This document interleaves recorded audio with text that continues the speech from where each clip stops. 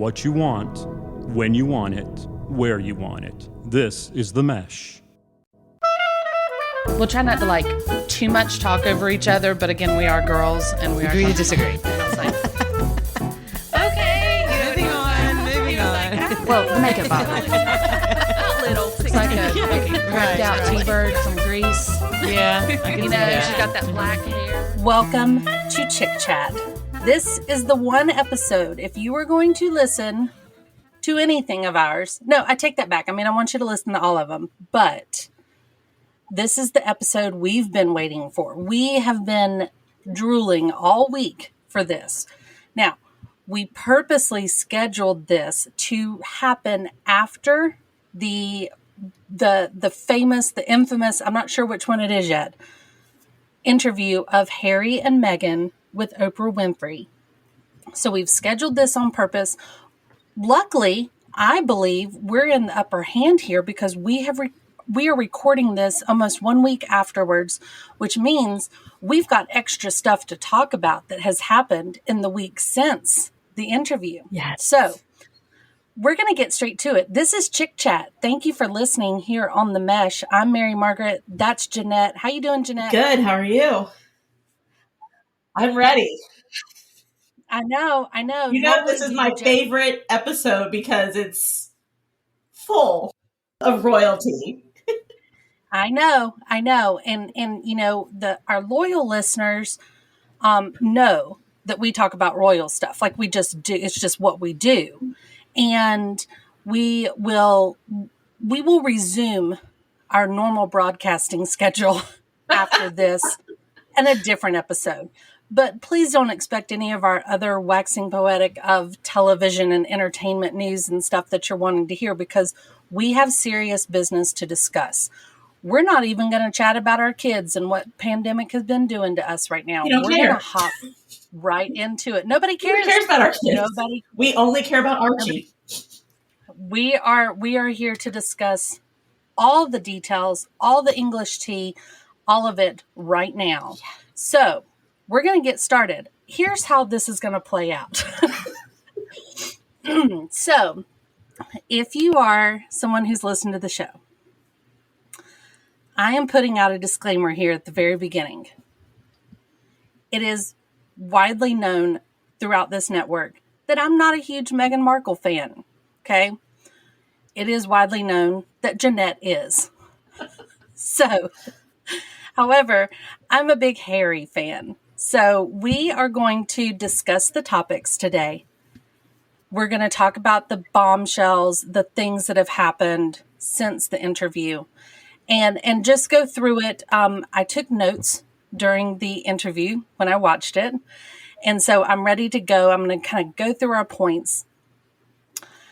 I believe that in order to give this all the attention it deserves, I'm going to play a little bit of devil's advocate throughout the show. I know that Jeanette is a very smart lady that can give me the answers I'm looking for. Some of them, I'm just playing up to the hype of things. And I'm putting, again, the disclaimer out there that, no, I'm not a big Meghan fan. However, I am in support of things that I learned and support them in this. But I still have questions. I feel like a lot of people have questions. Yeah. Okay. So let's just get right to it. Okay. I think it's going to be very clear on where we stand on things as we discuss. The first thing I want to know. Okay. We'll backtrack out here. We have an interview set up. It was announced weeks and weeks in advance that Harry and Meghan were going to sit down for an exclusive interview with Oprah. We know that they're neighbors. We know that she was at their wedding. So there has been a connection there for many years. And so we knew there was, from the teasers, we know there was nothing that was off limits. We heard that everybody wanted to watch it, right? So Jeanette, here's my first question. And I know it'll be hard, but let's not go into too many details about what they talk about yet. Okay. But from your opinion, why are they doing this interview? Why do it with Oprah and why do it national television? Why?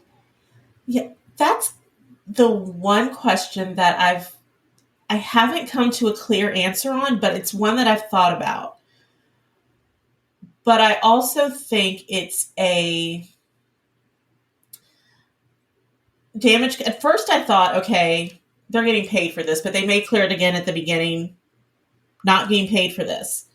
Right, made very clear. Now we will say that the licensing was sold to CBS. Yes. It is unclear as to who got paid for that. Right. Because that was like $7 million. Right. Don't know if it's Harpo Productions, which is Oprah's or whatnot. Doesn't matter. Whatever. They were not getting paid to do this interview. Oprah did not go to them and say, I'll pay you this money to sit down with me. Moving on. I think a lot of it may have to do with the fact that they walked away thinking that solves a lot of our issues. You know, we'll just take ourselves from the equation. We'll take ourselves out of the picture. Therefore, it will give the press nothing to talk about. It will ease things in the family, I think. And I'm not going to give too much detail because I'm sure we'll talk about it. And a lot of that became clear of what I mean by that. But I think Harry in particular, because he stated that he had seen some of the headlines and heard some things, and Meghan had heard some things. A lot of it was just to get their side of the story out there because they felt like nobody else was going to clear the air. Meghan in particular was going to continue to be smeared and blamed and whatnot, whatever. And that may still continue. And as we've seen over the past week, some of that has still continued. But I think they felt that if no one's going to take up for us, if no one's going to put the truth out there, then it's up to us to do that in a safe space. Other than that, I can't come up with a good reason for why. Right. You know, I thought timing wise, maybe it was once they decided that they were going to permanently step away. That was it. And maybe that is it. You know, telling their side why we're deciding to leave permanently instead of just taking a year break or a few years break, why we're going to make this a permanent move. Maybe this was more driven by Harry. We I think got more of Meghan's side because I think she had more story to tell. And Harry was kind of just coming in at the tail end, supporting it, giving additional details as he saw it. But maybe that has something to do with it. You know, they said the announcement, the decision was made before they knew about the sit down, but knew that news was going to come out. So maybe they thought, you know, if we're going to do this, we have to tell people why. And we have to tell our side of the why instead of the UK's version of the why, which is Meghan stole our prince. You know, like.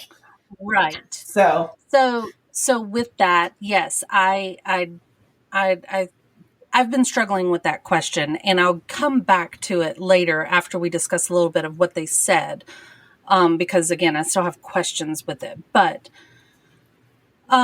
I agree with you. This was very much the Meghan interview, yeah. Right? I you don't want to use stereotypes. However, Harry very much fit the persona of the stereotypical British royal, right? Mm-hmm. You know, don't say too much, space out your words so that it's clear yet not giving too much away. Yeah. And Meghan was very eloquent in the way she spoke and very crisp and clear, but had a lot to say, mm-hmm. You know, and that is, you know, maybe that's the way they play off each other, which that's great, you know, but it was very, very Meghan focused, right? Clearly, I mean, as we know why now. I mean, yes, it was Meghan focused. So I loved hearing, and this was a theme throughout the interview, but I loved hearing that Meghan feels and believes that she has a very good relationship with the Queen. Yes. That she always did. I feel that she mentioned a couple of specific instances, where the Queen kind of took her under her wing, if you will, and gave her little gifts or treated her to certain things. But I was pleased to hear that seemed to be a good and positive relationship. And it continues to be. We saw, yeah. Exactly. We saw in some of those little bonus clips, where they were out with their chickens and stuff. They're rescue chickens. Yeah.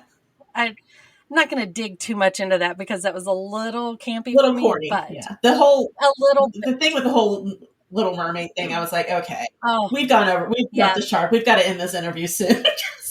This is where you're losing us, Meghan. Right. Okay, we had us reeled in, but now the tears were there, and then I was like, really? No, I'm like, let's not go. Even Harry kind of looked at her like. Harry's pulled his I told you it wouldn't work. I told you that analogy wasn't going to go over well. Yeah. Harry's like, Meghan, this is Oprah. We don't need to discuss things when like you said it to me, I was like, Then you say it to millions of people. Yes. I mean, bless her heart. Bless her heart. But it was beautiful if, you're telling your 5-year-old. If you're telling your daughter this later in life and using that as an analogy, beautiful. I'm a 46-year-old woman. I was just kind of like, I guess. but I didn't need to know that. Little stretch, but cool. Yeah. The clip we saw where she mentioned that, and it was very brief, it was really quick, it kind of came in right after the commercial where she said that when they found out that Prince Philip had gone into the hospital, she immediately called the Queen. Mm-hmm.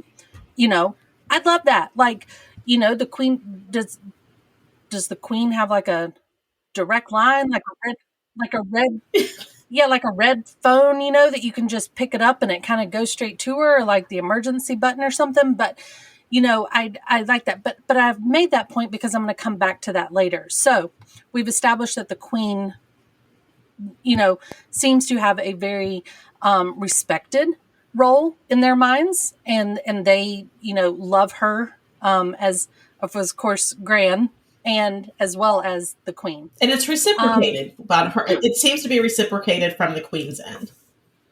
That's what we are believing. Yes.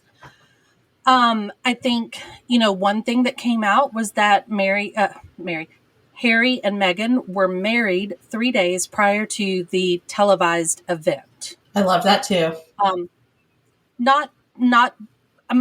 honestly not that surprised by that. I think I get what they were saying. The televised version was for the people, that was the grandeur of it.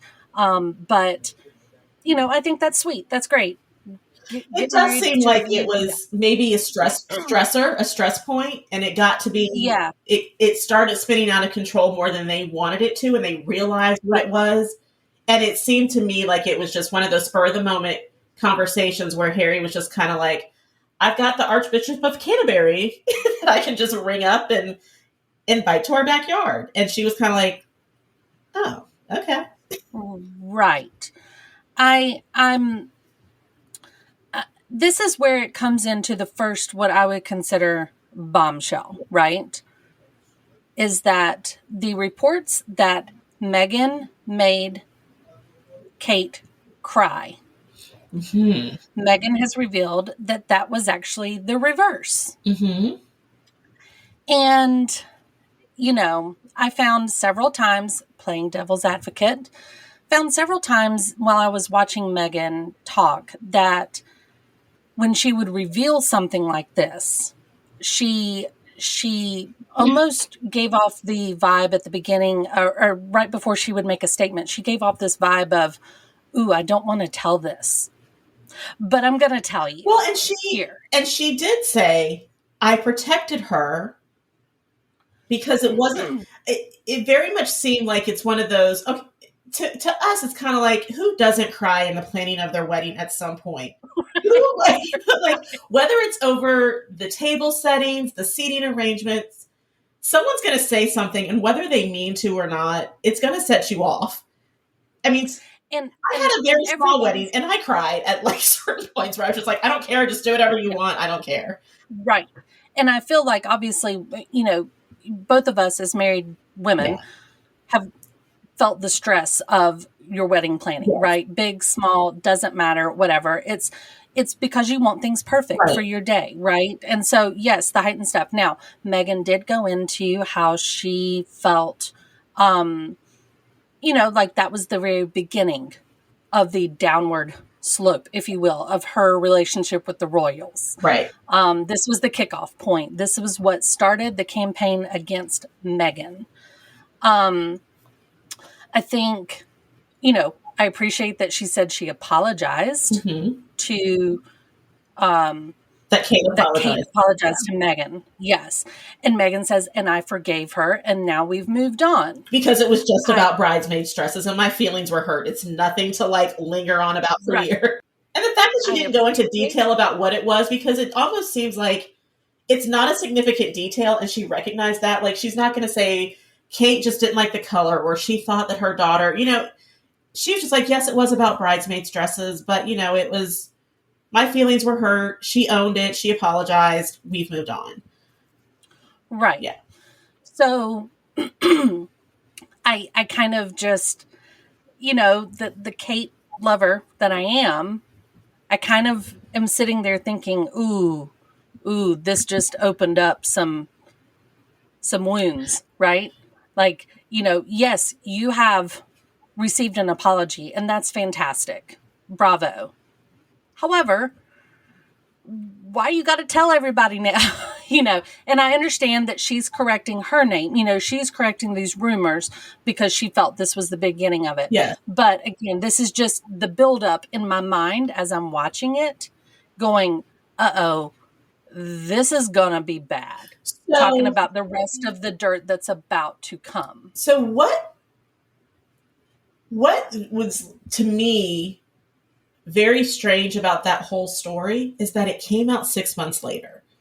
So obviously, yes, in the UK, they're still talking about the wedding 6 months later. I get it. And I haven't put the time frame together yet, but I'm starting to wonder if, because we'll get to Harry, but he said something about when he perceived it all started. And I'm wondering if that story didn't come out almost as a precursor to, we can't let her get as popular as she is. We've got to put something out there that's not derogatory, but to let them know, hey, she made our future queen cry. I read an interview with the person who wrote that initial story. And of course she's standing by it. She's not going to say, oh yeah, I mean, I could have been wrong, Right. Whatever. I mixed up the princesses. Yeah, I lied 3 years ago. She said it came to her from two credible sources. And she did make a good point. She said, Meghan did say, she said, I wasn't there. I was given this from Palace insiders. They're two reliable insiders that I've used in the past. And she said, Meghan did say that Kate was upset and that she apologized and gave her flowers and wrote a note. So it is entirely possible that Kate did cry and Meghan didn't know about it. But the perception of the people who saw Kate crying was Meghan made her cry. Where in fact, it could have been Kate feeling like, oh my gosh, I've just kind of like feeling bad that she made someone else upset. And that's what the person who wrote the story saying. She's like, I'm not backing down because that's what I said. I mean, that's what I was told. But I don't, it's not that I don't believe Meghan, but I'm saying, why can't they both be true? Right. She said, but she did say, this is the first time I'm ever hearing that Kate made Meghan cry. I had never heard that story until Meghan said something this when they revealed it on the interview. So, well, if there's something that we've learned, yeah, I could get behind that, because as with all of this stuff, I'm not there, right? I don't know. And the majority of the world not there Right. to witness it. And something we learned in great detail in this interview was that the firm, the institution, Uh-huh. these terms are used because this is a business. Yes. This is a family business, which is something else we're going to keep in mind again for later. And it's very much a PR business. Absolutely. It was made very clear that the powers that be, if you will, the firm, are able to do a lot of things, but the institution itself is obviously greater than that. And I sort of have to picture it very childlike in my mind of like the little circles, right? There's the firm in the little circle, and then there's the institution that's got the firm inside the bigger circle. Mm-hmm. And where you fall in it really is almost like a chart, If you're at this level of the chart, then you get this much stuff. But if you're at this level of the chart, the lower level, then you only get this much stuff. And it's, it seems very businessy to an outsider listening to them talk about this, which I have some personal feelings about. So we are told by Meghan that the backlash started pretty immediately in the fact that she felt she was told that she would be protected. Yes. And that is the main thing of everything, is that she did not feel protected. That's why they chose to leave. That's why she had depression. That's why Archie doesn't have a title. That's all these different things came from the protection of stuff, correct? Yes. Okay, so my favorite line, and I think everybody else probably out there, was when Oprah said, "Were you silent or silenced?" And she used her fingers with it, and Meghan, of course, said the latter. I still have questions about this. Did you feel that you were silenced, or were you told to keep your mouth shut? Oh, I can 100% believe that she was told to keep her mouth shut. Now, let's not forget that Meghan is not the first senior royal, to give an interview. So Correct. I did go back and watch, not the whole thing, but I watched snippets of Fergie's interview when she was married to Andrew and leaving that marriage. Same thing with Diana. The narrative is the same. Yes. You can tell that the personality types of all three women are similar. Well, I'll say Fergie and Meghan are similar, where they seem to be more extroverted. Yes. Diana was a little more introverted, but still using her voice for good. So I guess, but strong. So that's the similarity, stronger women. But they all said the same thing.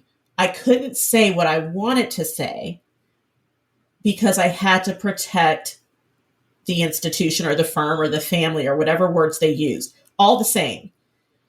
I felt muzzled, essentially, that it wasn't about me. It was about the family. And so I 100% believed Meghan can't get out there and on her own hold a press conference or go somewhere or call up the news meeting and say, I've got something to say. She can only do what is scheduled and planned and in her diary for her to do. And she's not going to go off script because she loves Harry. That became even more obvious during this interview. She's not going to get up there and on her platform and say, pull a Connie and be like, okay, I've said that. Now I've got something else to say. That's just not something she was going to do.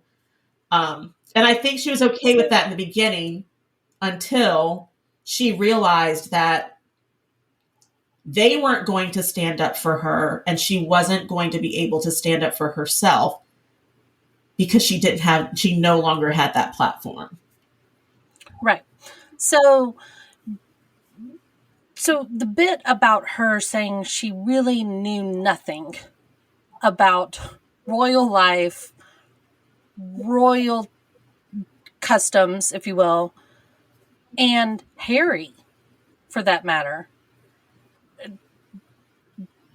I find it so hard to get behind because, I do my research on the person I see like a Facebook post on something on a topic that I'm curious about. I mean, Yeah. like I understand everybody's different like this, right? But I was watching that and I watched Megan say, like, I really didn't know anything about all this. And okay, sure, like maybe you're one of those really cool people that can get away with that. But I don't know, something about the fact if I knew that I was dating a prince and Prince Harry at that, like this isn't, I mean, this is Prince Harry. Right. Like, I don't know. I feel like there would be a little more on her. I understand she said that she wasn't given like any sort of classes or anything, but it happened really quick,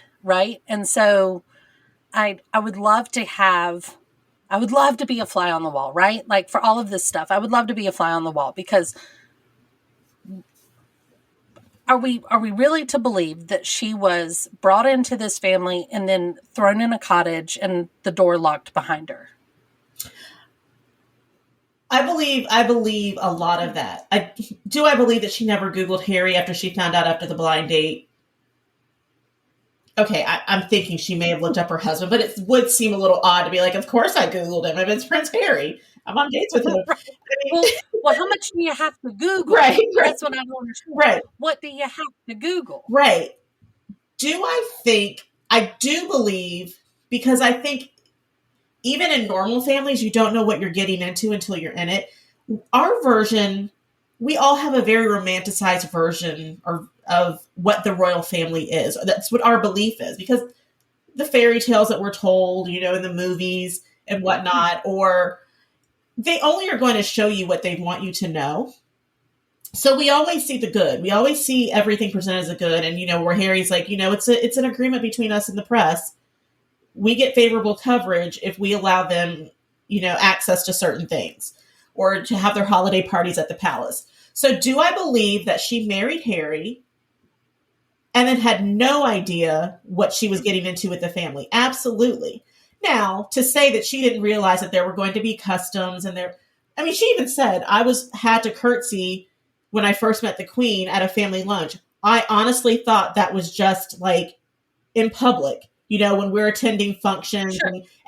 But I didn't know that like behind the scenes when I'm just grabbing dinner with her at the dinner table that I had to curtsy to her. And she's like, it was only in the way there that Harry was like, oh yeah, do you know how to curtsy? And she's like, well, what do you mean? We're just going to lunch. And she's like, she's like, we're going to lunch with your grandmother. He was like, yes, but she's the Queen.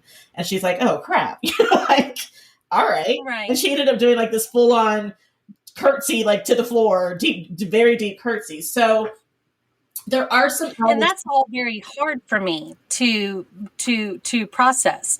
And that's hard for me because me personally, the stories that I know from Diana, from Fergie, the stories, maybe it's my age, like the time that we grew up, right? I mean, can clearly remember my mom crying, watching the news footage after Diana had died, and experiencing it, being old enough to understand all this stuff, really having sort of an entertainment value knowledge of this stuff. That's why it's hard for me to process this, right? Well, and I think you said it though. Everybody's different. An entertainment value. She probably had that same view. Yes. Like, I'm going to marry my prince, but we're going to live in a castle. Yes, we're going to do that. There's going to be rules that I have to follow. People, that I have to work with that'll be catering to me. Did she expect to be like, maybe not see her keys, maybe not see her driver's license, maybe not see her passport? Like what we don't know. I mean, I don't know that they went into full detail about everything she experienced, there in that family. I would imagine there are some things that are very lonely about it. that maybe 100%. that made, and maybe some customs that she wasn't like, oh, like, do I think she went into this knowing that any child she had wouldn't be protected? Do I think she went into this knowing that she wouldn't be protected? Do I think I mean, we see the Lifetime movies of where they've taken Kate and they've groomed her. You're going to be the future queen. You have to know how to walk. You have to know how to talk. You have to know how to sit. And Meghan made a point of saying none of that was given to me. Like, I didn't know how to cross my legs. And so when stories would come out about her crossing her legs, she's like, nobody told me that was an actual rule. Like, I'm sure she's like us where she reads things and she's like, oh, come on, that can't be real. And then it's only then when you get into it and you're like, oh my gosh, like, seriously, I'm not allowed to cross my legs. Oh, seriously, I have to wear pantyhose everywhere I go and closed-toed shoes and only a certain color of nail polish. Like, I think even I, doing as much Googling and research on the royal family, even if I got into that family, I'd be like, oh, well, I'm not sure this is like the fairy tale it's all cracked up to be, like, For sure. I don't know. I can believe some semblance of that. I believe that she did have some understanding that it wouldn't be as free as it was just being a private citizen, but maybe not as restrictive as it was. I mean, she's probably thinking in her mind, I'm a royal, I can do whatever I want. My husband's a royal, we can do whatever we want. Only to find out, well, not so much. Like, Right. I don't know. I can believe that. When you find out that you're kind of married into a family business, if you will, I'd like to think I have some experience in the whole family business thing, right? Oh, this yeah. is right. You know some things. We're not royals, but family business is kind of what my family does. Yes. It's Jeanette knows me well enough to know, like, that's how I grew up. Everything's in the family business. I know Jeanette's relationship with her family. Like, we're family oriented people, right? Like, I get that. So at what point do you have to kind of say, okay, well, this is their family and how they do things. I'm the new one. I'm the newbie here. And I kind of got to work my way into it. So with that comes, and you and I are both married, and I've got a husband who married into a family business, if you will. I know on that instance, it takes a while, right? Like, it's hard to break into somebody's family, right? When you're the new kid in town, that's just common sense. But I know that my husband expects me to do a little speaking up and standing up for him, right? Because he is the new guy, but he's having to learn it all. So one thing I found in this interview was that I felt like there was not a lot of, well, Harry went and stood up for me, but they pushed him away too, or something, right? So while there were little hints of, well, they said this around Harry, or they did this around Harry, I did feel and get the overall vibe that there wasn't much kind of being done in support of Meghan. He was there for her, and he kind of gave a nice, I'll hold your hands while sitting on the steps and different things. But she mentioned he wasn't there a lot. He was out doing his stuff, and that she heard a lot of things through Harry, right? So this brings up the point of Archie's born, or she's pregnant with Archie. And there was a conversation that was had that Harry heard. Harry was the one that heard it. That's what you got, right? Like, she did not hear it firsthand. Right. She never heard it firsthand. Right. Yes. Right. Harry heard the conversation of someone in the firm, meaning the firm of 8, asking the question of what their child at that time. They didn't know it would be Archie. But what color would the child be when he was born? So this is where I found that the conversation turned a lot to a race issue. And so she says, Harry told her this, basically. And so they were very clear to not name the person who said this. They neither Harry nor Meghan wanted to say who said it. But we know it's in the family of 8. And then Harry clarified with Oprah off camera that it was not Grandma and it was not Grandpa. Right. So it wasn't the Queen or Prince Philip. I know who it was. Do you? I mean, I have my 98% gut feeling of who it was. So do you?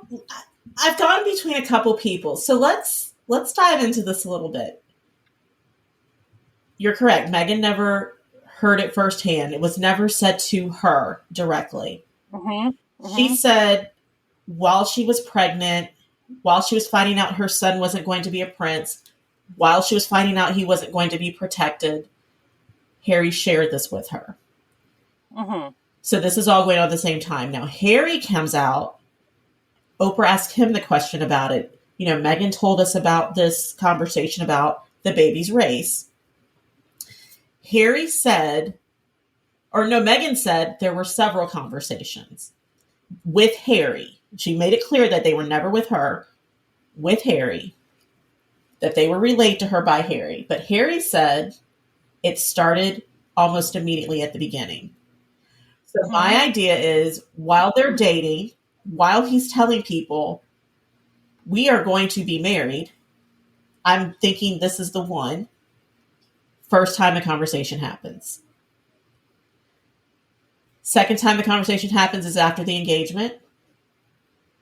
Maybe happens again, but definitely happens when the announcement of we're pregnant and it becomes real. I think there was more of an in-depth conversation with Harry at that time. Now, to me, I've gone back and forth on why share this with her. Right. Let's clarify who the firm of 8 are. Right. Okay. So the Queen the 8 are. Yeah. The Queen of Prince Philip. Queen. No, Philip is not in the firm. He's not in the firm? Okay. He retired from his royal duties back in 2017. Okay. So he's not in the firm. So there's. But was he at the time? I don't know. Okay. But the way the firm stands. Okay. It's the Queen, Prince Edward. Prince Edward? Sophie, his wife. Kate and Prince William. Prince Charles and Camilla. And Princess Anne. Okay, because Andrew's been stripped too. But Andrew was also part of it until earlier this year. So he could be included. I don't think it's him because Meghan did say it would be damaging to them. And how much more damage could Andrew fix at this point? She probably would have called him out like, it's Andrew. Andrew. Andrew. He's a child molester and a racist. You guys have heard of him, right? Right? Andrew, you know who that is? All right, cool. Moving on. It was Andrew. No. So I don't believe it was Andrew. Honestly, I don't know that Andrew was like, I don't know that Andrew cares. Andrew's in enough trouble as it is with the whole Jeffrey Epstein thing that, at underage girls. Yeah. So, I mean, it's like, I don't think Meghan would care to protect him. Andrew's in there like plugging his ears because he's like, I don't need any more drama. He's probably thinking in his mind like, oh my God, I might have said it. Did I say it? Was I there for this conversation? I don't remember. Mother's gonna get me. Yeah. Okay. So I was always sticking with the top. Like my thoughts had always gone between William, Charles, Camilla, and Kate, between those 4. Right. I ruled out Charles almost immediately, simply because, Harry said there's a lot of healing that needs to be done. We're working on that, and I hope it can happen. Meghan called Kate a good person. So I'm going to just kind of say, but I haven't completely ruled her out. Now, Camilla's completely on my radar. Like, I could see her having this conversation in the context of Charles being the king. I can also see it being William. As much as I don't want it to be William, I can see it being William for optics. The first cousin of the future King of England. Potentially. I could see Kate for the same reasons, but maybe not as much, because Kate doesn't just strike me as someone who just speaks her mind freely. No, maybe she's different behind closed doors. So I've gone back and forth between Camilla, Kate, and William. More so Camilla and William. Okay. I've completely ruled out Charles. Okay. You haven't? I feel in my gut and heart that it's Charles. Really? Yes. My backup to that is Kate. I could see Again, it being Kate. pains me to say it, but here's my thing. So I watched a lot of body language, watched a lot of pauses in the interview, watched a lot of eye movement on things. When Charles was brought up, his name was never said, except by Oprah. It was almost like they had been PR trained to not say Charles. Like, don't even go there, because that seems like the most strained of relationships. We heard that he stopped taking his calls for a while. Mm-hmm. We know that William they've had a strained relationship since the move out, if you will, right? But my thinking is, I see Charles as someone, and this is a reach. I get it. I don't know him, and I don't know his people, right? But I imagine Charles to be the person that says something, and then when everybody looks at him, he goes, "What? I'm just asking." Like, that's the guy Really? that I picture him as, 100%. I picture him thinking all the time about being king.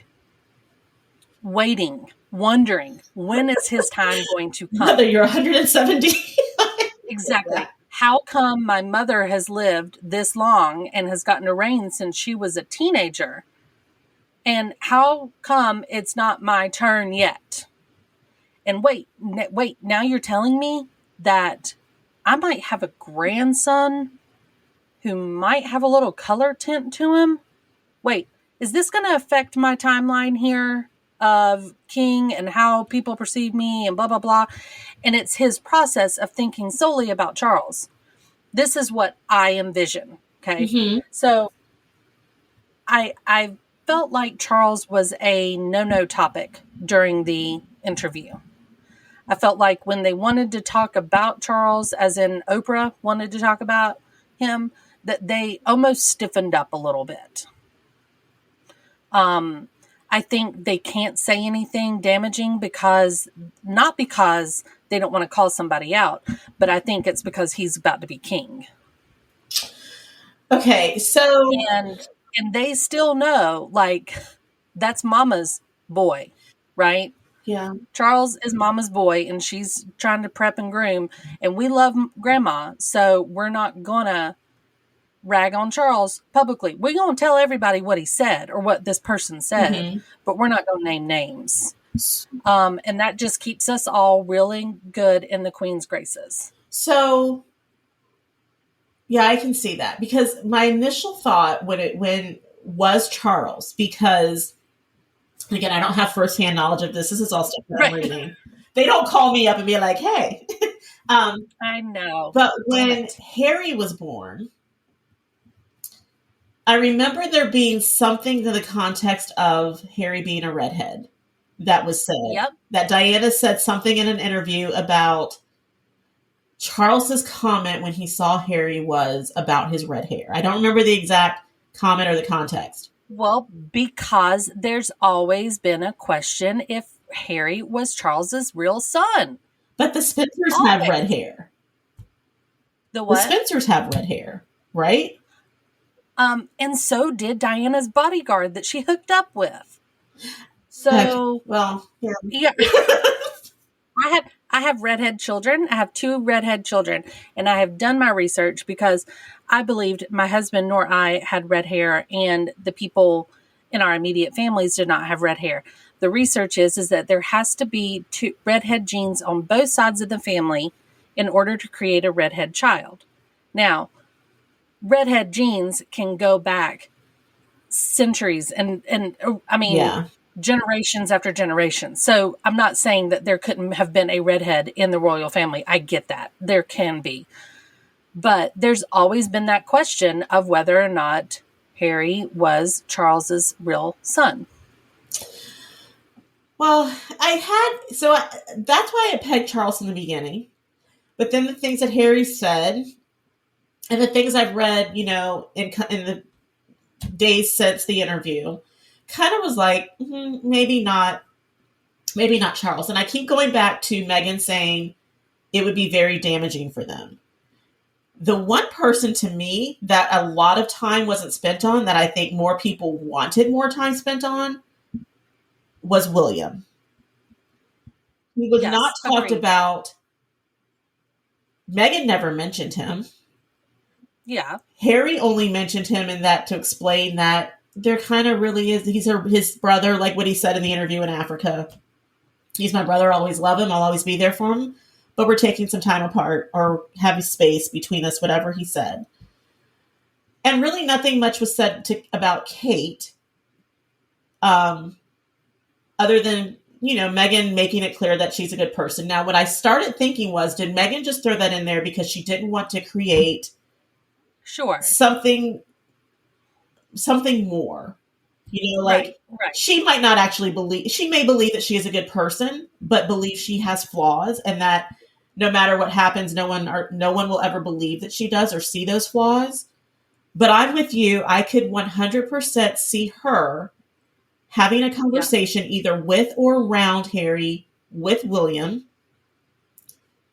and just throwing it out there as a question of, oh, I wonder what color the children will be.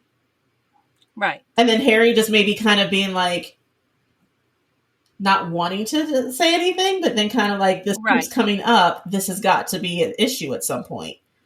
Right. I'm still trying the way I'm trying to come about this, we'll never know. But the way I'm trying to come about this is in the context of why this would be revealed to Meghan.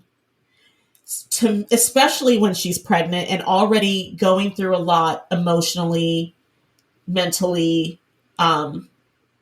Why did Harry reveal this?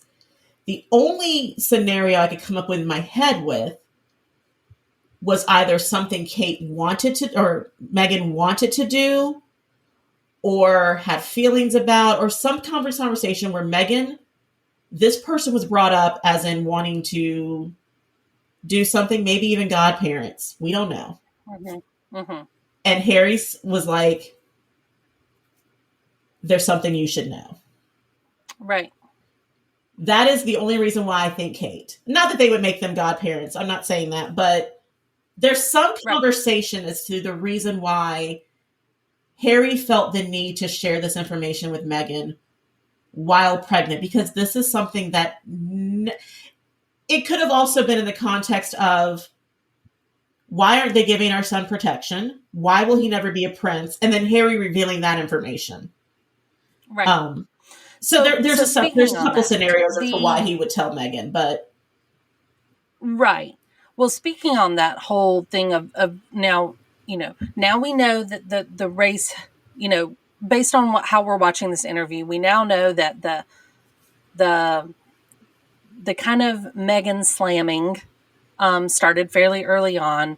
She felt like she got dragged through the mud a little more than Kate did, right? Um, I get that, sure. Like, I think we all saw it. I also think that Meghan and Kate, again, devil's advocate here, I think Meghan and Kate came from different backgrounds, different acceptance Absolutely. levels. And unfortunately, and Kate had been in the press and in the royal life, if you will, having been around William for so long. Like, there had been a really long time. We all knew about Kate Middleton long before they were engaged. But yet we all knew about Meghan Markle because she was on Suits, I mean, not because she was dating Harry. Yeah, but I mean, let's put that in perspective too. People are treating Meghan like she's just this Oscar-winning actress who was so well known on this side of the pond, Right. like Angelina Jolie. If you didn't watch Suits and you didn't have the USA Network, odds are Meghan Markle, when they set, most people knew of Meghan Markle in Suits after Harry. I'm not going to say most. Sure. A large majority of this people over here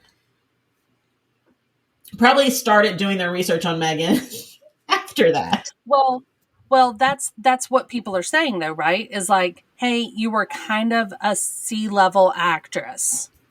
So that's their first impression, right? Is, oh, well, now you got in with the royal family. So look, now you're getting to speak to organizations and give your, because you're clearly a very philanthropic person. We've heard some of her stuff, that she's done in the past, remarkable things. And I think people assumed, again, people are saying like, oh, well, this is going to give you that bigger platform. You've now reached the level of people getting to say and do whatever they want for their philanthropies, right? But it's the point is that she was kind of comparing herself to how Kate got treated differently, and I kind of wanted to be like, nah, but there were different reasons for that. Like, I'm not saying that it was right of how they were treating either of you before you were members of the royal family. Like, I'm not saying that's true at all. But I do think there are different things that came into play with that. Yes. But you do have to wonder why Kate was so readily accepted after Williams decided this was his bride, this is the woman he was going to marry. And the headlines after that versus Harry, who everyone was like the people's prince. He's Diana's son. He's the one more like Diana of the two boys. I think Oprah did a great job of showing the disparities in coverage for the exact same things that Meghan that received versus Kate. The touching of the baby bump. Any woman who's been pregnant, a lot of times it's been with your hands on your stomach because it's there. There's nowhere else to put your hands, really. And you're going to touch it. It's a baby. It's inside of you. It's a protective thing. But the headlines with that, the headlines with the avocados, the headlines when they were dating, it was almost to the point where Harry had to take a step back and say, well, maybe you don't feel the way about me that you really thought you did, because William decides he's bringing this person to the family, and the tide changes on the coverage that Kate is getting. But you go for the jugular for the person that I've decided that I love and I want to marry. And the whole time I kept thinking, this is why Chelsea Davy didn't want this life, because she saw what it was. Was it Chelsea Davy? Yeah. Yep. Because she saw firsthand, because she spent so much time with the family and with Harry, what could happen. And unfortunately, that turned out to be the case for Harry and Meghan. Maybe, I can't, I guess, not keep in mind the idea, and you've said it plenty of times before on previous episodes, that, Harry is not going to be the king. Right. He's already sixth in line. the possibility of him being king at any point is so far-fetched, right? This podcast is sponsored by Jackson Creative, a custom communication agency located in downtown Hickory, North Carolina, specializing in online content creation. To learn more, visit thejacksoncreative.com. Jackson Creative, we tell your story. And I believe that has to be considered as well. We learned a lot about the tabloids and their relationships with the royal family and how that business works, right? I have to think, I'm not saying it's right, but I have to think that the tabloids are not going to bash maybe as much as they want to Kate because she's married to the future king. Yeah.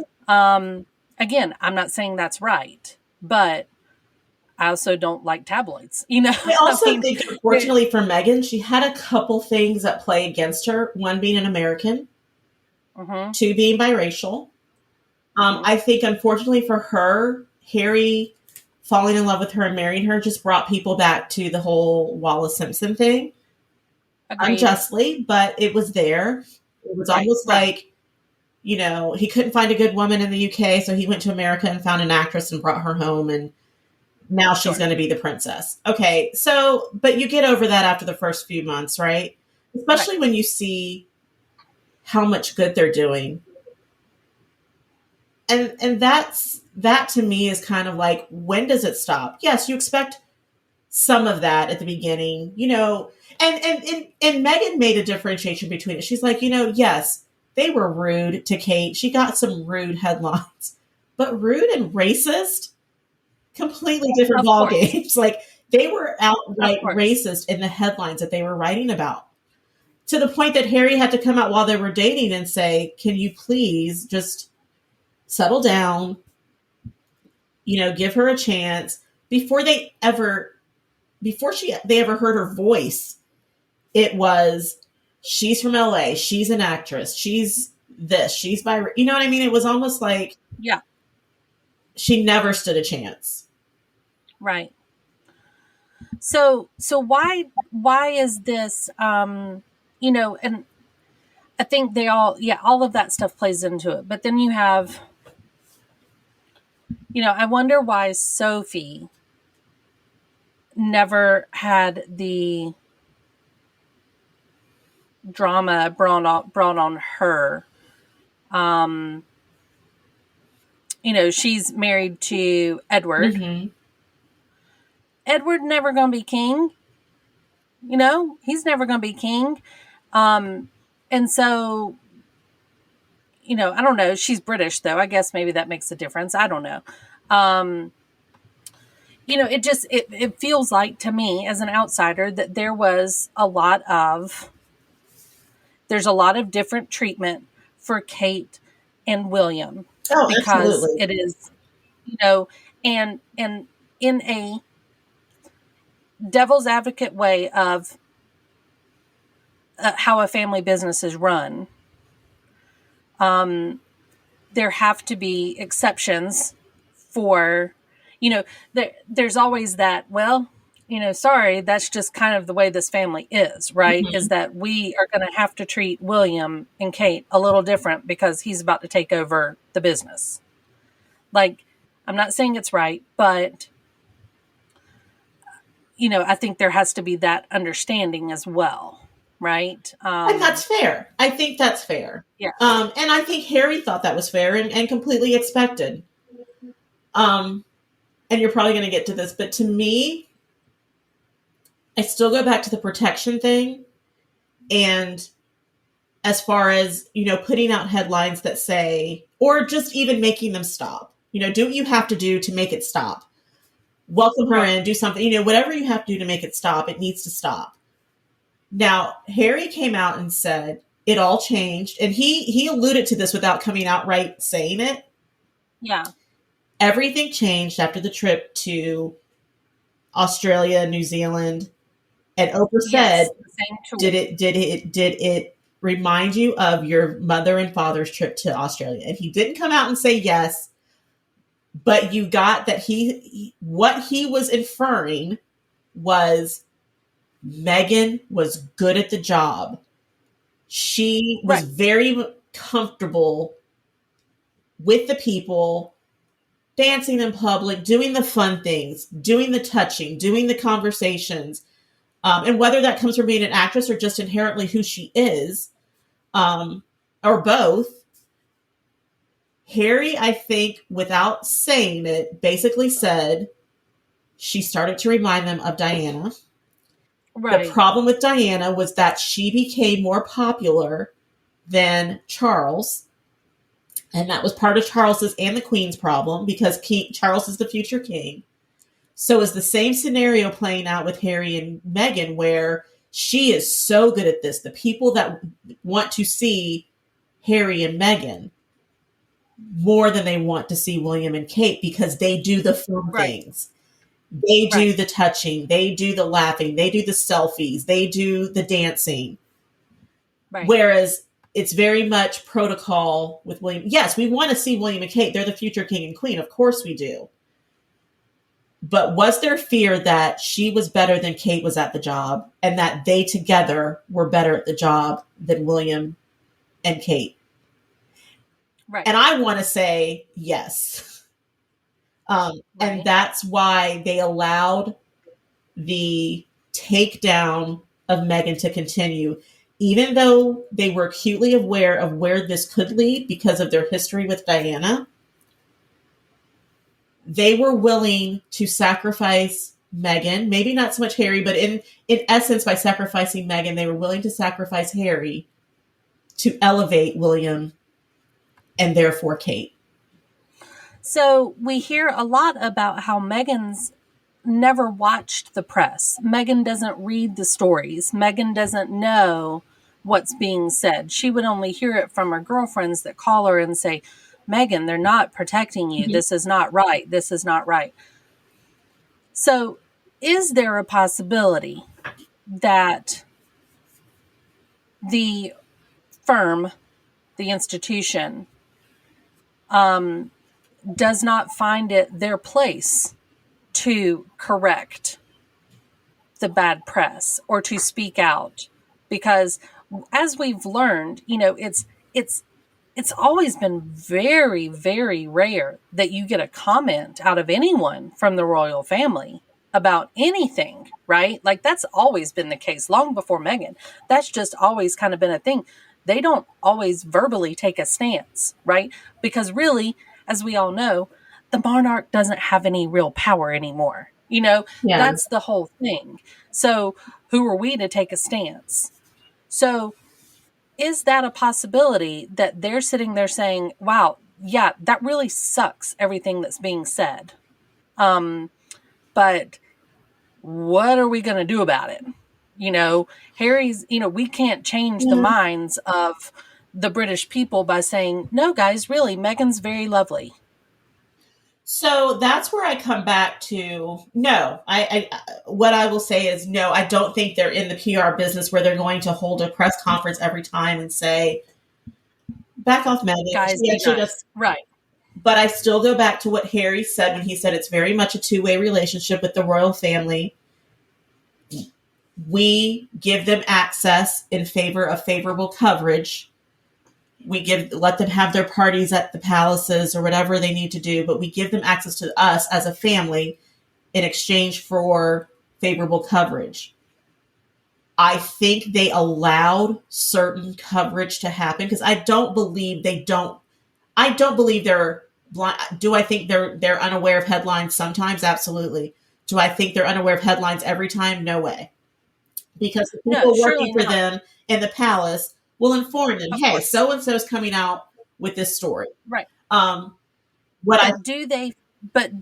Should we expect a stance from them on it? Should we expect them to fight for Meghan? I don't think they fought for Meghan, but I think they maybe pushed a more negative narrative with Meghan? I do. I think they allowed the narrative message about here's what Meghan's doing versus Kate is doing. and they allowed some of that, unfortunately, to become racist or become ridiculous, because there was fear that she might get too much press, and would she and Harry eventually overshadow the future king and queen. Sure. So let's speak on the whole protection of that, because protection was used in a couple different ways. Protection was used in the way of protecting Meghan and her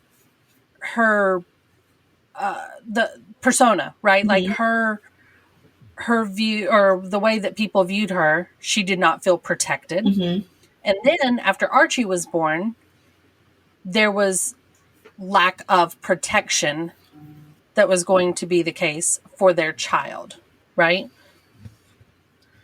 I personally, and maybe I just am simple-minded about it, I'm trying to process the timeline of everything, because, and correct me if I'm wrong, is it that that they were going to leave and go to Canada and step away from the senior duties? That was after Archie was born. We know that. But was that because, based on what Meghan said, was that because of not getting protection for Archie?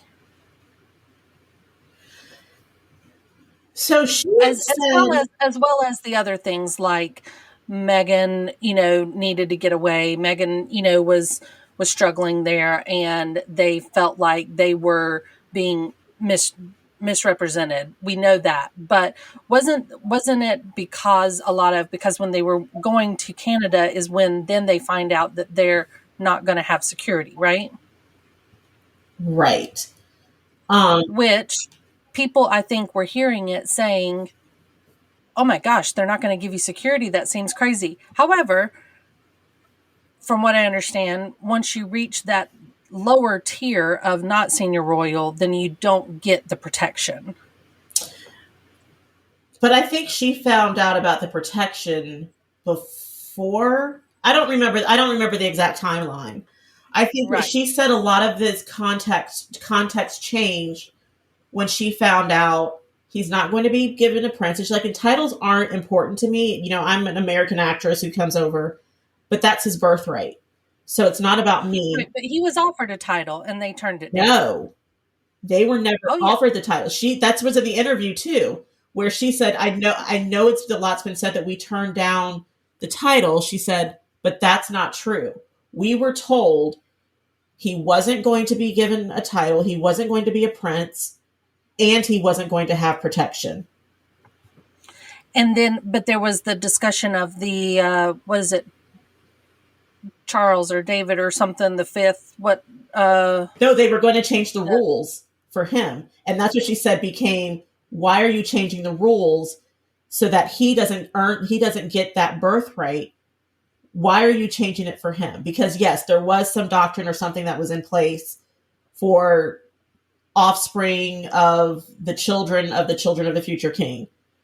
But they were going to change the rules back to the original. They only made an addendum for William's children because they did not know what George was going to be, if he was going to be a boy or girl. Right. And the Queen wanted to make sure that everybody understood that if he had a girl first, that she would be queen, that there would be that ability to have the female, because the doctrine or whatever it was said in the past that it was only for boys, right? Yes.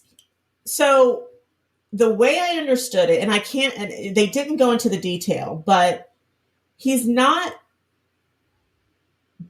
born initially, I think, with that title. But once Charles becomes king, he becomes a prince. And that's what they were told was not going to happen. He was not going to be given his birthright title. But on top of that, when he was born, because he didn't have a title, he wasn't going to be protected. He wasn't going to receive protection. which threw a lot of things, made a lot of things make sense. I know we talked about after they were born, them doing their thing in Buckingham Palace versus the steps. Okay, if you're telling me my child's not going to be protected, and I'm getting racist death threats, and I'm not being protected, no, thank you. I don't want to introduce and present my hours-old baby on the front steps of an unprotected hospital. I'm good with that. You know what I mean? Like, a lot of things start to make sense. But I think that is when it started, where the whole... They did say we didn't want to stop. We didn't want to be senior royals. We wanted to be involved. Yeah, sure. They But were just stepping not... down from their We senior were stepping down royals. levels. Right. Right. But that And so... does, when you are not a senior level royal, you basically lose some privileges. Sure. Yeah. Yeah. So that's where, I did kind of feel like I wish there would have been like a flowchart on the side of the screen. So here's what happens. Right. At this date, this happened. And Who is then a they senior decided royal? Right. Are they right. senior and minors, or are they senior and mid-level? Like, I don't understand. Right. Exactly. Yeah, I think that's just still a little foggy for me. Well, because... about what was done for William's kids, which I kind of think was a ballsy, like, awesome move on the Queen's part to basically say, no, if they have a girl, like, let's make her queen. Like, I love that. Yeah. Right. So that was awesome. And I guarantee whenever that all happened, if we were talking about it, we'd be like, yay, that was great. So, but I think that there were different circumstances that play into with Archie's. And so, so now the questions out there obviously are why, and was it a race issue? Was it because there was rifts within the family of this, whatever, I just,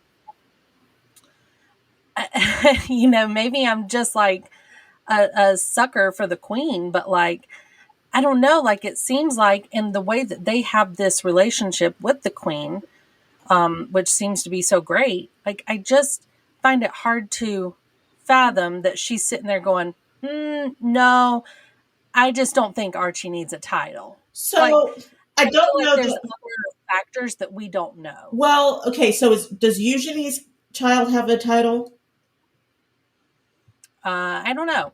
So, you talk, I'll find out. I don't think the issue was the title while the Queen was queen, because no, he doesn't have a title as in the position where he is now, as the Queen's great grandson, who's not an heir who's not a direct. Right. But the conversation was about when Charles then becomes king. Now Charles's children are the next level down, and now their children become prince and princesses. That was the issue. That was the title issue. He was not going to be given the title when Charles was born. Right. It's the same with adults, right? When they change from like Duke and Duchess to King and Queen and Prince and Princess, all that stuff. Right. So everybody's stuff changes when the house changes, essentially. But they were told that even with the way I understood it, when Charles became king, he would not be given the title of a prince. He would be a titleless royal. And so that's where Meghan was going, but you're changing the rules for my son, and I don't understand why. And she said, it's not important to me. It's not important for me, but that's his birthright. Right. It is important for me that he gets what he is entitled to. That is something that is important to me. So whether that's a prince or lord or, whatever, and she didn't go into these, but I get that. Like, it might not be important that I'm a princess or I'm a duchess, but if I'm having a child with a prince and his birthright is to be a prince, I do care about that. Like, that obviously comes with some benefits. I want my child to be given everything he deserves. I don't know. It's so here's the breakdown. Okay. No great grandchildren have titles. Okay. That are not in children of a future king Okay. line. Okay, so Harry and Meghan's son Archie, Eugenie's son August, Zara and Peter's children, none of them have a title. Okay. Okay. Under the current guidelines, great-grandchildren of monarchs are not princes or princesses. This is under the George V letters patent in 1917, saying that grandchildren of the sons of the direct male line, meaning the eldest son, shall have and enjoy all occasions and style entitled enjoyed by the children in their realms. So Clear as the way day. I'm reading it, Like, right, okay. clearly. Got it. So I'm just saying, what I'm seeing is that they're basically saying, okay, anybody that's in direct line to become the king, Charles, William, those kids get to have the title. But that would include Harry too. Well, Harry is a prince. Right. But Yeah. that would mean that when Charles becomes prince, that Archie should also become a prince. When Charles becomes king, that Archie should then inherit the title of prince. No, because he's not the eldest son. Okay. I don't know. There was The something eldest son where she thought, or there was talk of that he was due a title and was not given it.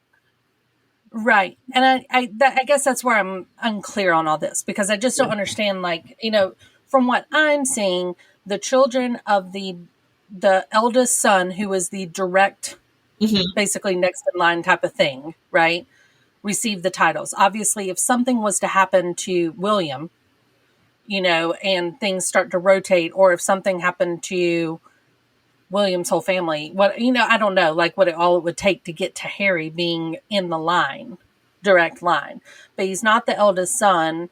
And I feel like that's kind of, I don't know, that's always kind of, I don't really know.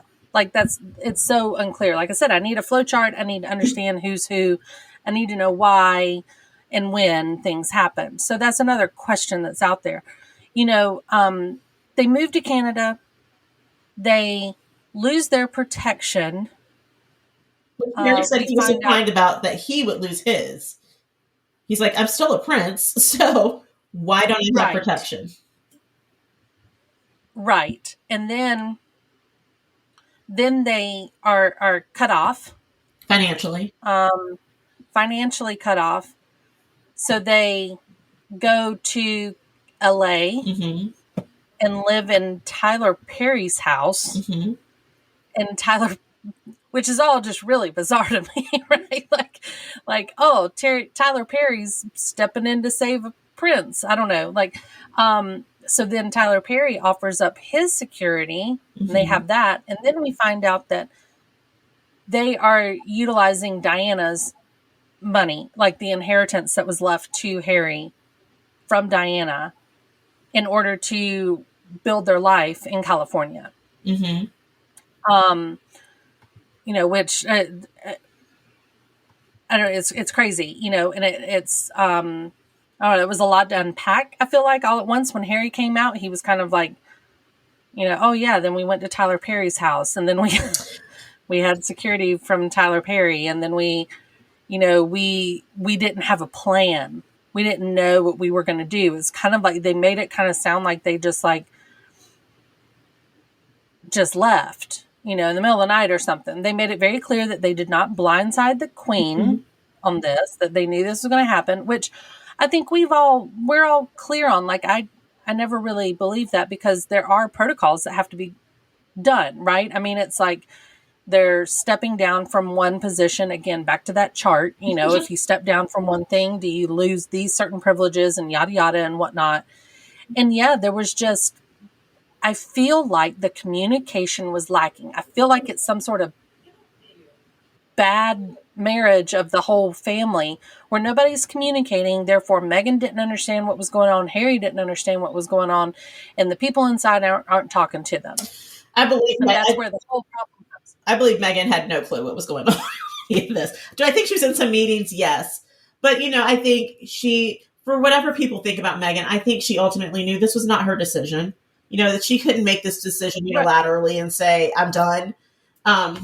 No, of course not. I think the first part of the interview with just Meghan, very informative. Let me hear her voice. Let her have her time. But when Harry came out, that's when I think the pieces of the puzzle started to put in play. And I think for the UK, now I'm sure their popularity has taken a hit for whatever reason, but he did an excellent job of explaining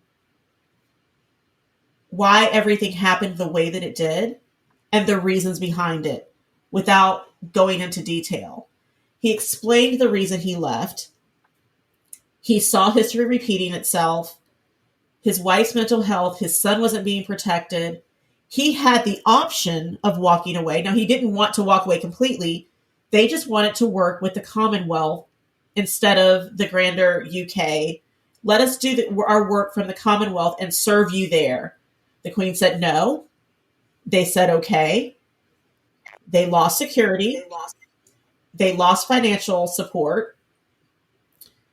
So now, yes, they only have his mother's inheritance because Meghan has quit. Yes, she has some of her own money coming into the marriage.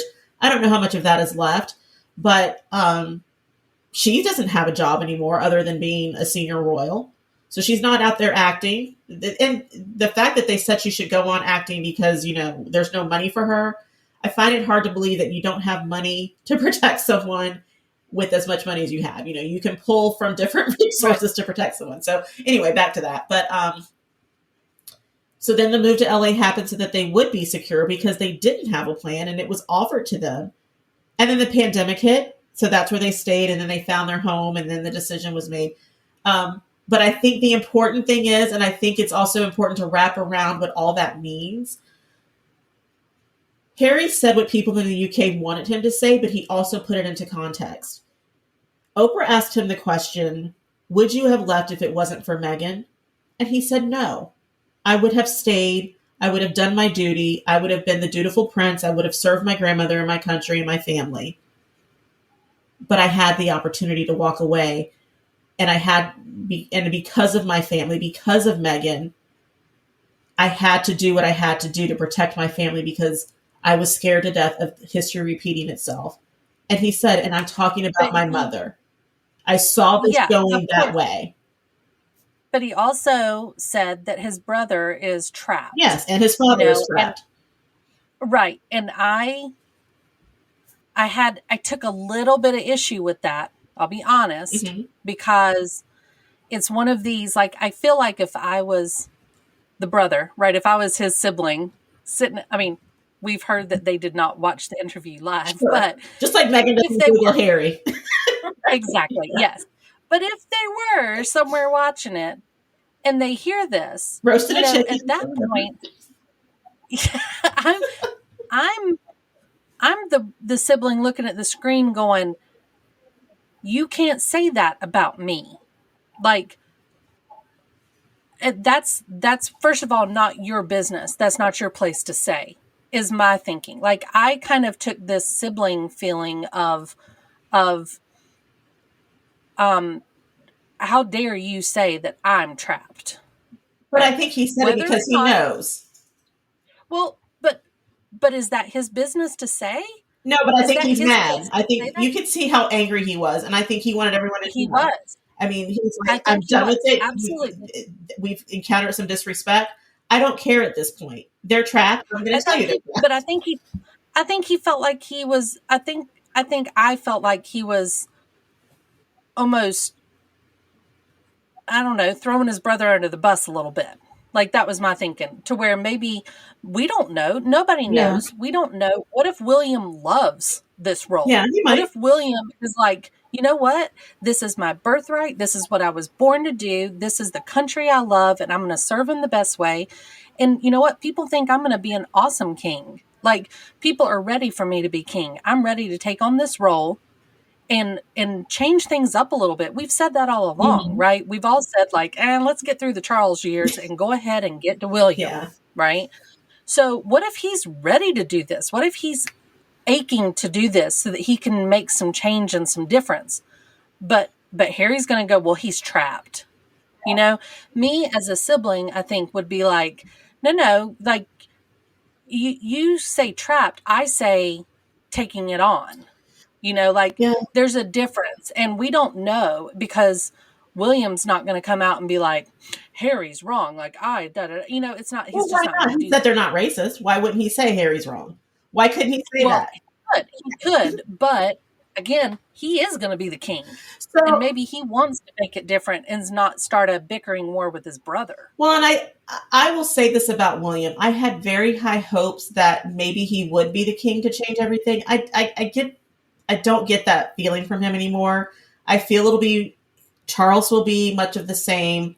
William will maybe much of the same. Now, had you said that Harry's going to inherit the crown, I would say, oh my gosh, that's going to be a monarch to watch because he's going to change things. The older William gets, the less I see of his mother in him and the more I see of his father. And I'm sure that's the grooming that he's undergoing to become king. But I think it's the old guard. And I think, you know, as much as respect as they had for their grandmother, that's always going to be there. She's the oldest ruling monarch. And I think, right. There's going to be some level of, I'm not here to change what she's put in place. I'm going to protect that, but maybe I'll add a smidge here. I just don't get that from William anymore. And so and I don't think we've been allowed to feel that way about him anymore because it's been a lot of Harry and Meghan, you know.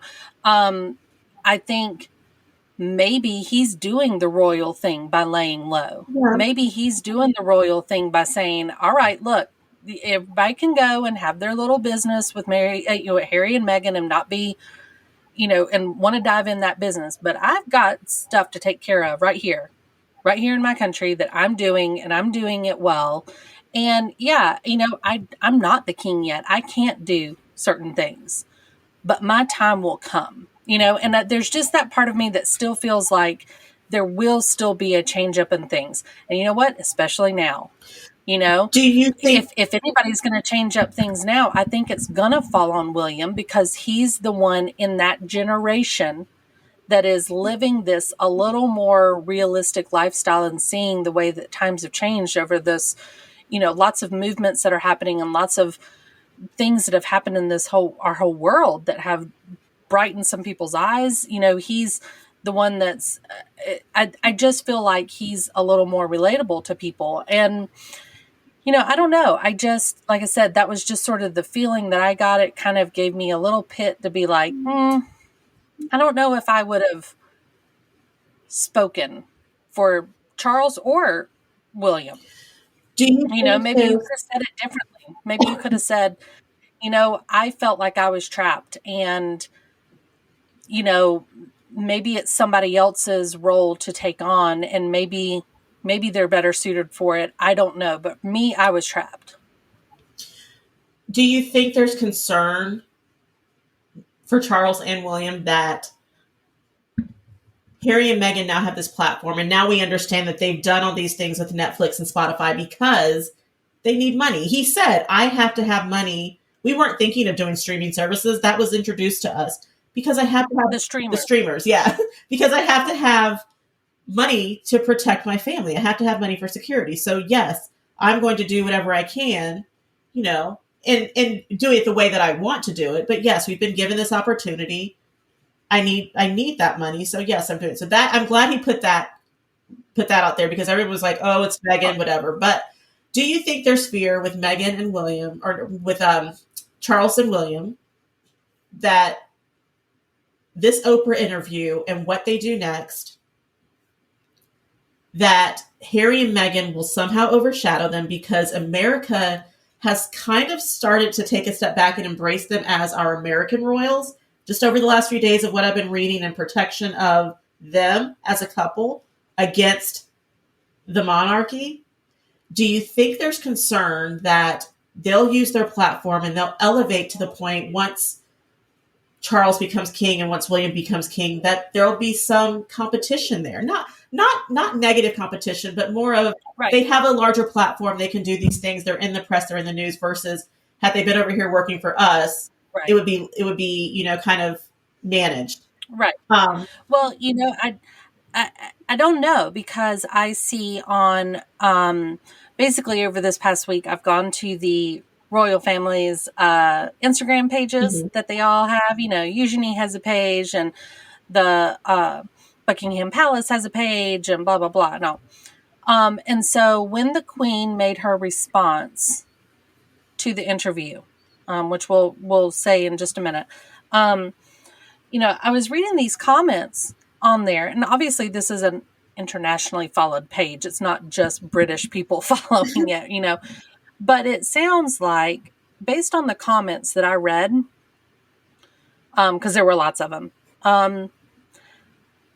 it was very heavily favored in, we support you, the Queen. Mm-hmm. We support the Queen. We support the Queen. Everything was, thank you, Queen. You're the best. Blah, blah, blah, blah, blah. Right? Positive stuff towards the Queen. Yeah, there were some trickled in there being like, how dare you treat Harry and Meghan like this? But there was so much visible support, which, we love our Queen. We love our country. A very, I can't help but wonder and think that maybe William and Kate, or maybe not even Kate, just William, is sitting around going, you know what? Fine. Like, you want to go? You want to go and do that stuff? Go ahead. But I got a country to run. Like, I gotta not run, obviously, but like, I've got a position to hold. And I am the oldest. This is something I've been waiting on. Like, it's going to be my turn, and I need to be ready and prepared. And so I ain't got time for y'all right now. I ain't got time for this mess going on. Instead, I'm going to focus on my people, the people that are here, the people that are supporting us in this family business, and my philanthropies and my charges, my military duties, things like that. I'm going to stay focused on that. Y'all go do your business in LA. That's fine. I'll catch a podcast here and there. So I started thinking, because really Parliament does run the UK, and right. So when Harry definitely, there were 72 members of Parliament that came out in support of Meghan and the negative press that she had been receiving, and that his family wouldn't even stand up. He's like, and not even one member of my family would stand up. You could tell, speaking of anger, that got to him. I started thinking in the back of my head, like, he's going to show up to Parliament for a speech one day, and then it's going to be like, here I am. But then I started thinking, inevitably, maybe not Meghan, but at least he's going to have to go back to the UK. His grandfather's ill. At some point, his grandmother is 99. There's coronations. Will Harry be there? And I'm like, well, and what will that look like? I know that everybody's going to be anxiously awaiting, like, July 1st, I believe it is. They are revealing a statue for Diana somewhere, not like at the palace, clearly, but like somewhere. There's a statue. Right. Yeah. Somebody's in there going like, we really should move this to the palace, guys. Like, after all this hullabaloo, let's just put her out front. Just go ahead. It's fine. Chalk it up to it. But no, there's some statue being revealed in Diana's honor somewhere. Mm-hmm. And William and Harry have both already committed to be there. So we know that that's going to be like this summer. And like you said, I mean, nobody wants to talk about it, but Philip and the Queen are both, obviously, nobody lives forever, right? So these things will happen. Yeah. Yeah, it's going to be interesting how that all plays out, because there's going to be things that they're going to have to be at. And I thought that the royal wedding was the only thing I had to wake up early to view. Now I'm going to have to I'm going to put things on my calendar now. Like, okay, Harry's back home for this. Yeah, I mean, it's, I found it interesting that they said that had they had more support, they would still be there. Yeah. Okay. So, I get what they were saying. I get that they were saying like all this stuff built up and then that's why we left. But you just said your brother was trapped and you said you were trapped and stuff. You didn't say that your brother, I don't know. It was just a tiny bit of contradictory there for me because I felt like, but he did say that was our kind of- duty. That he did say because that was our duty. The only reason he left was to save his family. I mean, he did say, look, all things being what they are, had it not been for my wife's mental health and the way I perceived us being treated, yeah, of course he would say. I mean, Meghan even said, yes, I committed to this. I wrote people letters saying, I am committed. Use me as you will. But I don't know. I'm still Team Henry. I don't know. And I'm a little bit sour on William right now. And Kate. Well, it was I had to laugh a little bit and I'm not making fun of this. I'm laughing at the way it was presented because it's funny for me to think about. But like, Meghan's like, I went to HR. I was like, girl, you don't go to HR. You go to Granny. Right. You're like, I went to HR. And then she said, I wrote emails to people. And I'm like, like, I don't know. I just felt like, if you were having these wonderful times with the Queen, but yet you had to write emails to other people to ask for things, but yet nothing else got answered. And then Harry, made very clear that, because not to diss on him here, but we know Harry has not had the cleanest past with the term racist and issues, right? That's been a problem. And he made it very clear that until he had to walk in Meghan's shoes or be there in Meghan's life, that he was very blind to it, maybe, right? Oprah used some sort of fancy term, and I can't remember what it was, but yeah, but basically he was saying, look, I was wrong. I've had problems in the past, and until I was with Meghan, I didn't realize it, right? So, is there a slight possibility that they just needed some more time with Meghan? Who's they? The family? Yes. Well, they were there, 3 years? 2 years? 2, I think, right? I mean, yeah, I think when it came to, I do think Meghan got scared, and we don't know all the conversations that Harry had. But I think the reason, we laugh at her going to HR, but I do think Harry did say those are things you just don't talk about in the family. You get on with it. So I think Harry said that, like maybe Meghan said, should we talk to your grandmother about it? And Harry was like, no, she's the last person we bring this to. The Queen doesn't need this, brought to her that you're feeling this way. And so she was probably like, well, I had a union. I mean, we went to HR. I'll just go to HR. And they were like, no, that's not how this works either. But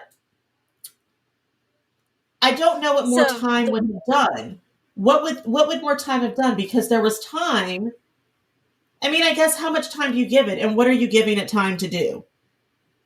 I just wonder. I'm bringing it up. I'm playing the devil's advocate. If if the way things are the way they are, which is they've made pretty clear, like, you're not like sitting around and hanging out in the evenings and like playing parcheesi together as the family, right? They're just kind of each doing their own thing and running their division of the business, right? That's kind of what it sounds like to me. Yeah. I feel like maybe I'll say, like, I don't think they should have had more time. But I was bringing it up in the sense that Harry made it very clear that until he walked in her shoes, he didn't realize. So I'm just saying, like, maybe there was never that much time with Meghan because that's the way that family works. Is they're not hanging out all together and getting to experience the things like Harry experienced, because Harry had his speckled past of, Nazi uniforms and racist comments and things like that. So I just, now there's just a big racist target on them right now, right? Yeah. I think And that brings up, well, I'm just saying that brings up what the Queen's response was, which was kind of unheard of to get a response. Everybody was pretty much saying, like, we're not going to hear anything because we never do. Like, they just aren't going to respond to this because they don't have the power of anything. They're a figurehead, right? So her response says, the whole family is saddened to learn the full extent of how challenging the last few years have been for Harry and Meghan. The issues raised, particularly that of race, are concerning. While some recollections may vary, they are taken very seriously and will be addressed by the family privately. Harry, Meghan, and Archie will always be much-loved family members. So what was your feeling when you heard this statement from the Queen? it was similar Believe to her? I do.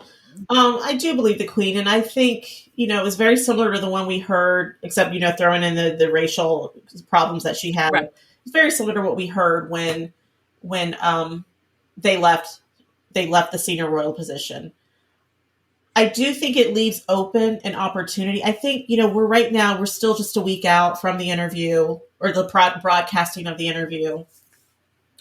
And emotions are high, on both sides.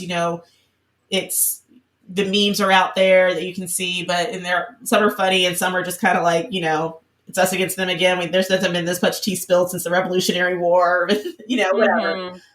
But, it's almost like when the dust settles and some time has passed, this is an opportunity. I would say more so on the royals, the ball is in their court, but it's an opportunity for them to do the work that Harry spoke about that he did. It's an opportunity to bring both sides to the table again and say, you don't have to be working royals. And, if you change your mind in the future, that door is always open for you and your family. And of course, we're going to protect your child and give him any title that he's inherited. That's going to happen.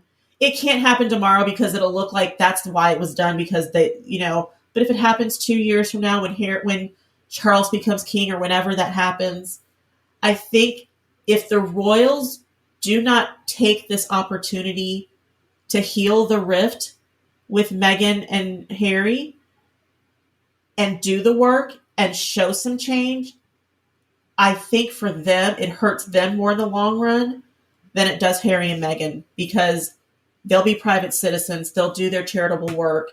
They'll be put on a world stage by someone somewhere. They'll have a platform and they'll continue to use that. And if Charles or William or both of them don't take the opportunity to extend a hand and say, let's talk about this, they're going to miss something. I mean, the fact that people are already talking about, why are you investigating Meghan for, someone said 3 years ago that they were bullied by her, and you've released this information to the public, yet you're still not investigating your own son. You just say, just don't go out in public anymore and represent us. Slap on the wrist. What you did is horrible, but we're not going to, we're going to sort of we're still protecting our family. And I think that's where Meghan was saying she doesn't feel like they embraced her as part of the family. In the beginning, yes. And Harry said in the beginning, everyone welcomed her. But I don't think she felt that extended once she actually became a member of the family. And so I think that's where the work and the opportunities exist for them to come back together and just say, there was wrong, there was hurt on both sides, there were things said on both sides, but at the end of the day, we are a family, and we do get through things, and we're going to exist together. We have done the work. We are saddened that she had that feeling, and that some of that is on us, that we didn't do more to protect her and to embrace her in the way she needed to be embraced. And we apologize for that. I think something more has to be said, more has to be done, other than just putting statements out and doing nothing about it. It's one thing to say it, but unless you do it and show the work that you're doing, it's all just hollow words, coming from the Queen or not. Yeah. So do you think that they are a racist family? Do I think they are a racist family? No. Do I think they have some inherent biases? Absolutely. I mean, you can't come from where they've come from. And let's just put it out there. They have some Nazi sympathizers in their family. Their family has been known back in the World War II days they have German roots, they have Nazi sympathizers. Some of that inherently is trickled down. Harry even said, I grew up in the family I grew up in and knew what I knew, learned from that family. What he was getting at is there is some bias. Do I think they are purposefully racist and that they're walking around the palace spewing the N-word and not hiring people of color and attending white power rallies? No, I don't think that's happening. I don't think they're like skinheads. Do I think that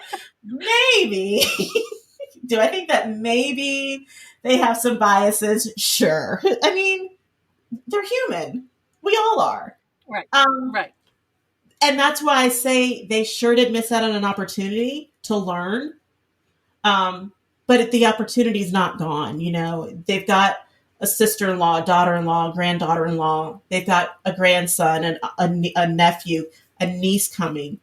The opportunity to heal and learn is there. And I think that would be welcomed not only by people here, but there's a younger generation in the UK that I think would appreciate that too. And a diverse population in the UK who may feel excluded. And maybe this is pushing them away saying, I told you she would not be accepted. It's a way to change that narrative and say, we can see how we would be perceived that way. And that's on us. And we need to change that perception. We have to do more than go to the Commonwealth countries where there's people of color and hang out with them for a week. We have to do more. I don't know. Yeah, I mean, clearly they've all said it. They've said it in the royal side. They've said it on the Harry and Meghan side. Is that everybody's got some work to do, right? Yeah. They mentioned that Harry has some work to do with Charles, and Charles has some work to do with Harry. William and Harry have some work to do, and maybe this situation is just going to go ahead and clear the air of all the stuff. I mean, I kind of picture like, hey, why haven't we heard from you guys lately? And Harry being like, did you not watch the interview? And yeah. And like referring to the interview for everything, like we said everything our piece, again, I'm still a little confused as to why they did the interview and why they chose to take this stance when, they've mentioned that security and threats and different things have been a big problem. I'm not confident that I feel good for I think there's still a big old group of people out there that are not happy with Harry and Meghan right now. Well, which is why they didn't do the interview at their house or at Oprah's house. They did it at an undisclosed location. Of course, yeah. I fear that there could be some more drama in the future, right? Because of the choices they've made, I mean, and yeah, that was there's a lot left up in the air. The problem with this is that this is royal news, and which means we're not going to get much more out of it. I don't think there's going to be much more publicly given to us. Right. We all got our big juicy news. We've talked about it for a week, and now that's going to be about it. They caught William as he's walking by. He made a comment, we're not a racist family.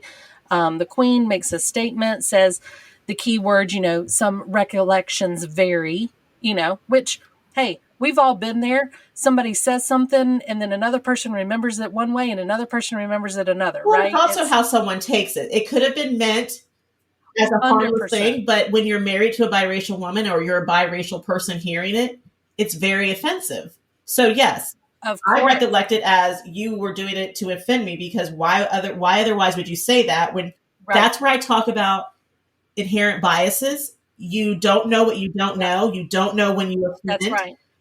So that's why I think that exists in that family. But I also don't think the Queen, I think this was their cry out for, you won't listen to what we have to say, so we're going to make you listen. But I also think the Queen kind of knew, although they didn't know the questions, come on, you got to know the topics that are going to come up. I'm sure the Queen was very well aware in advance that this interview was going to happen and that they weren't going to have topics that were off limits, so that these were potentially things that would be said. I do think that happened. I also think it's unfortunate in the timing with Prince Philip being ill and in the hospital, and that's not on them. But no, of course not. No. But I think yes, I don't think we're going to hear a lot more about it, but I think there will be something. The royal family has to say more than "we're not racist." Like, okay, right, right. It's I guess they do. Right. I mean, and that's the one thing that's like their sticking point, that their one talking point. We're not racist. Okay, but did you cut your son off financially? Well, yeah, I did that. Like, yeah, I removed his security. But I guess that's the thing that, you can justify those other things with the family business, right? Yeah.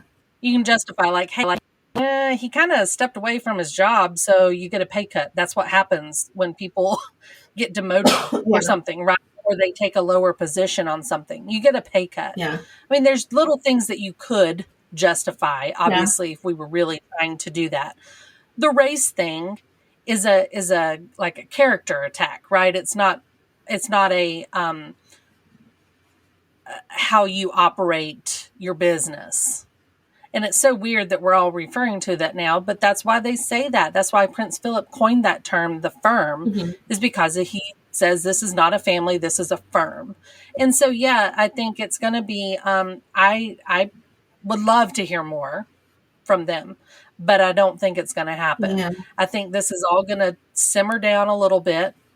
And then we're going to hear some, one day there's going to be a new baby girl arriving.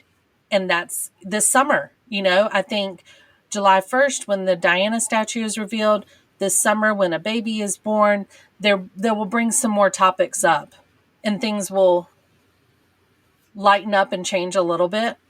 I think we'll see William and Kate out a little more. I think we'll see Charles trying to be a little cooler. I can't wait to see that. I mean, I know. I mean, I don't know how it's going to happen, but I kind of think that's they're going to visibly try to be a little different. But that's a PR move, right? That's a business move.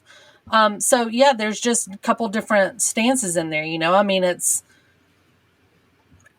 going to be ongoing for a while. I think the tensions are going to be there for a while, but then it will simmer out. So we mentioned there is a baby girl coming, and we got some exclusive footage of Archie. Oh my gosh. On the beach and playing and, hearing some stories about him. And, I loved hearing that stuff, and I think people will continue to want to hear that. But I hope that Harry and Meghan, if they're going to do this, then do it. Like, you've said your piece. Let's move on. Let's let you guys try to lead this private, quiet life that you were looking for, even though you chose to do an internationally viewed interview. But you're trying to lead this new fancy, quiet life. Go do that. Like, please, like, I want that for them, because that's what they were longing for, Yeah. But the royals are hopefully going to be working on their own stuff internally, as the Queen says. Let's let them figure that stuff out, and then let's everybody touch base again this summer. Like, that's what I'm kind of. When baby Diana is born. Note to self: it is not going to be named Diana. The rumors have been that they will not name the baby Diana. First of all, because Charlotte has it as a middle name. Oh, does she? But second, I didn't know that. It's one of her middle names. It's like Charlotte Diana Elizabeth or Elizabeth Diana, something like that. But also because one of Meghan's friends said that she knows that Meghan does not want to put that pressure on a child to have that name attached to Sure. it when they've done this separation Yeah. of stuff. And then they're like, oh, and Now here's we're a really new going to stick it to you. You need Princess Diana. Someone said name her first name Princess, second name Diana. Oh my gosh, that would actually be hilarious. Somebody did say Spencer would be a really Spencer cool would be name cool. for the baby. That would be Yeah. cool. So I don't know. We'll see. We'll have to adjust that on a different episode to see, like, we're going to be on baby watch now, obviously, just as we were the first time with him. So there are some exciting things to come out of this. There's obviously so much more that we could unpack from this, and we could talk for hours and hours. But we're not there, and we don't know these people, and we don't know what happens behind closed doors. And, you just have to hope from a family standpoint that the brother relationship, the father relationship, the grandmother relationship, all of these are able to still go on once everybody's simmered down a little bit. Yeah. But, the chick chatter in us really wants some more dirt. So we'll stay tuned.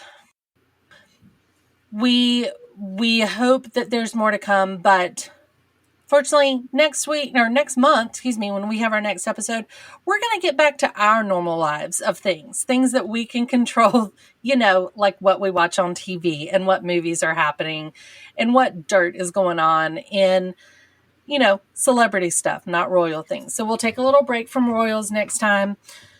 Jeanette, thanks for breaking things down for me, even though I'm not quite sure we didn't do anything. Solve any problems, but we brought it to them. I'm going to call Oprah and see what we missed. Well, I know that she has more. There was a long interview, a lot of the interview that was not shown, and we've heard that. So there's more episodes. There's other things too that might come out in the future. Who knows? Bravo to Oprah. I think she did a fantastic job. I'm so glad she read. Yeah, I'm so glad she read the notes I sent her prior to the interview about how to get things done. And I thought she did a very good job. So bravo to her. But we'll wrap this up because we've kept everybody long enough. And like I said, so much more to come on this and so much more we could have said, but we just wanted to talk it out a little bit. So, Jeanette, thanks so much for spending time with me today. Yes, it was fun. I'll continue to read the tabloids. Of course. And in the words of Archie, as we've learned, we're not going to say my normal catch you on the flip side today. We are going to remind everybody to watch and listen to all the other shows that The Mesh has to offer over at themesh.tv. If you have more questions about the royals or about anything you want us to discuss and maybe try to solve the problems, let us know by shooting an email to info@themesh.tv. But again, in the words of Archie, drive safe.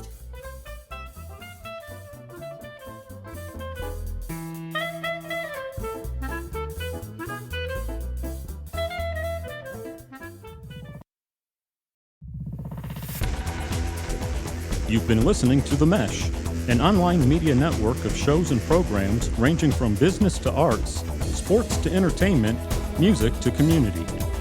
All programs are available on the website as well as through iTunes and YouTube. Check us out online at themesh.tv. Discover other network shows and give us feedback on what you just heard.